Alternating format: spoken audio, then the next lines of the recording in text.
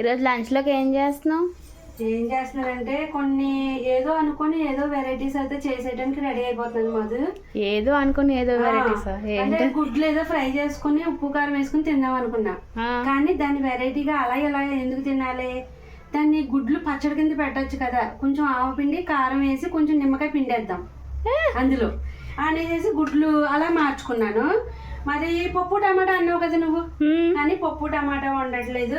ఇక పప్పుచారు కింద పల్చిగా పప్పుచారు చేద్దామని చెప్పేసి ఇంకా కొంచెం పప్పు ఇలాగా ఉడకబెట్టడానికి రెడీ చేస్తున్నాను కడిగేసి.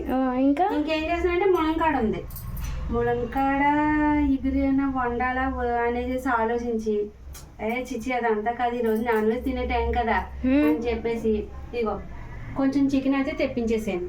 Okay, ములంకాడ chicken వండేస్తాను. ఇంకా గుడ్లు పచ్చడి, ఇంకా ఇదిగో పప్పుచారు, ములంకాడ చికెన్.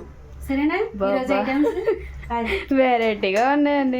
అదే అంటున్నాను, నేను ఒకటి అనుకున్నాను కానీ అలా ఎందుకు తినాలి అనేసి ఇలా ఆలోచించి ఇలా చేస్తున్నాను అనమాట.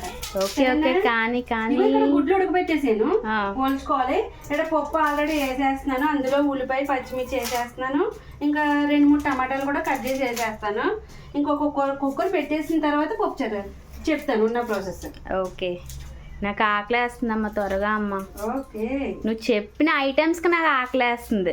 తిన్నాను కానీ నువ్వు చెప్పిన ఐటమ్స్కి ఆకలి ఎప్పుడెప్పుడు తిందామని ఉంటుంది.